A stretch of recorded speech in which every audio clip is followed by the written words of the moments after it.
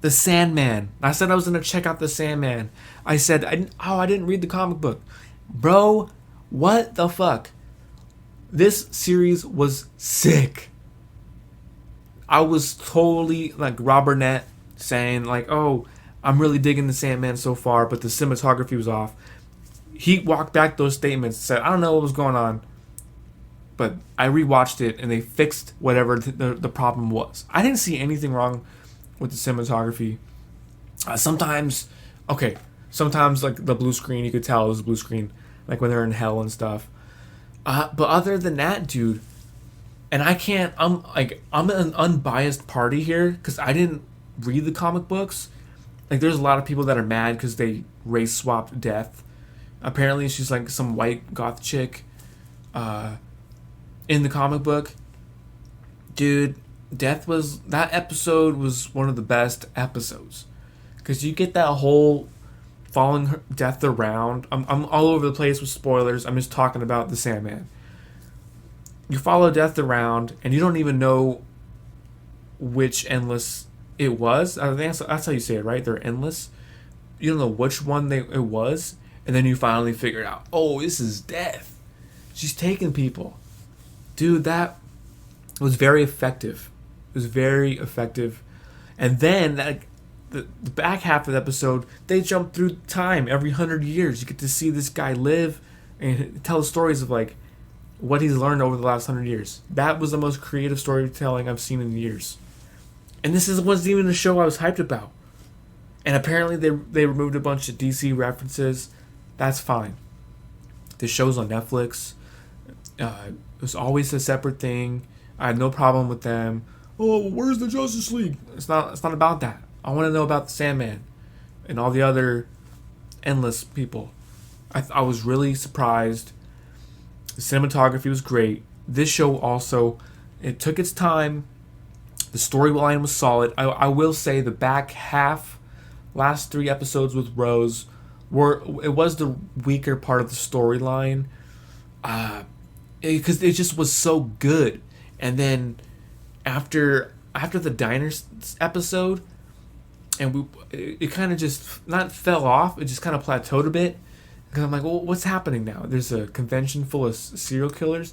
Now, eventually, that storyline picked up. That part of the story was rad. But when it came to the vortex and all of Rose's adopted friends or whatever, like they're in the shared dream, that was a little bit weaker compared to the rest of the show. But I still give this show like a B+, like straight up. It was really good.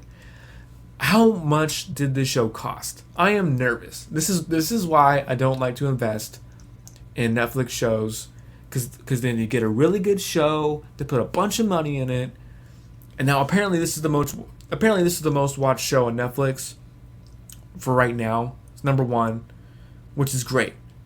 But what matters is if people they keep watching it. I watched it twice in a row over this past weekend. I watched it twice. So, but dude, they cancel shows like after 1 season, especially if they're expensive. I just hope they reach their viewership numbers that they need. I need a season 2.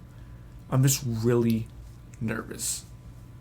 But you know, like, you're always gonna, and then like you're off topic. They're always gonna have the woke crowd, and anything now, you're gonna have those small amount of people crying, oh, they race swapped so and oh, that character's a girl now, and that's always gonna be out there. You gotta take it for what it is. Is the story good? Are they doing the characters justice? You know, if they're not, and the storyline's whack, and the dialogue's whack, then that's one thing. But you gotta judge it based off of their performance.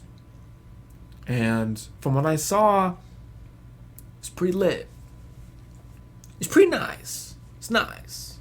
Very nice. It's a nice. So, yeah. What'd you guys think of the Sandman? I dug it. I really liked it. The CGI was for the series on a Netflix show.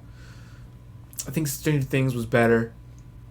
But also, that's like Stranger Things is the most spent money on Netflix. But for what they wanted to do, they told the story well. I'm going to be reading the Sandman comics. Or maybe I shouldn't. Maybe I shouldn't read the comics. Because I don't want to say, oh, you're biased. You're biased. No, I'm like the least biased person, dude. I didn't read the Sandman comic books.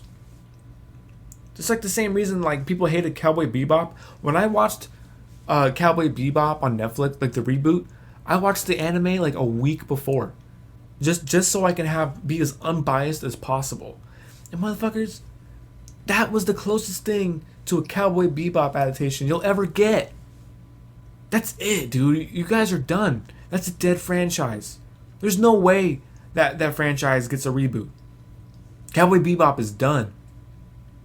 And yeah, the anime was fine, dude. But it was also all over the place. Tonally.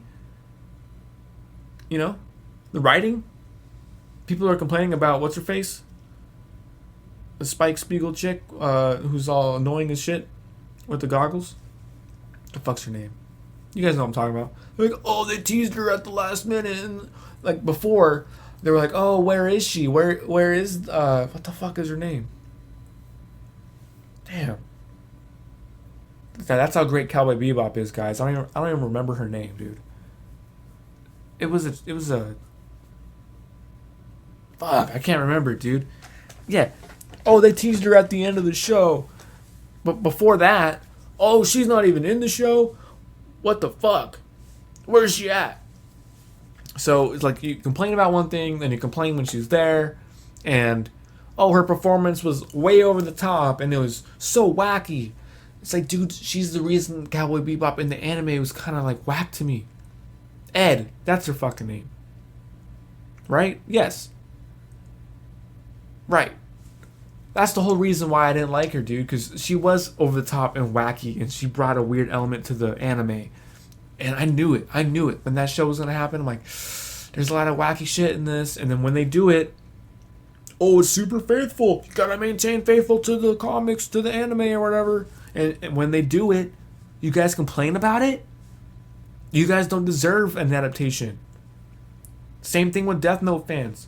You don't deserve another Death Note adaptation. Live action. Because you whine and complain about everything, dude. Sandman fans, the majority of them are loving this show. But then you got the small minority. Oh, well, they race swapped so-and-so and they gender swapped so-and-so. It's like, yeah, dude, welcome to 2022. It is what it is. How long are you going to keep whining about it? How long are you going to keep crying? They love it. They love seeing you guys cry and whine. To producers. They do this shit on purpose. It's like all these old dudes are whining. It's like, you guys aren't the demographic anymore. They're not selling shit to you guys anymore. They're selling shit to your kids. To your grandkids. They want all the kids to watch it. They don't want you to watch it. They're fleshing you guys out.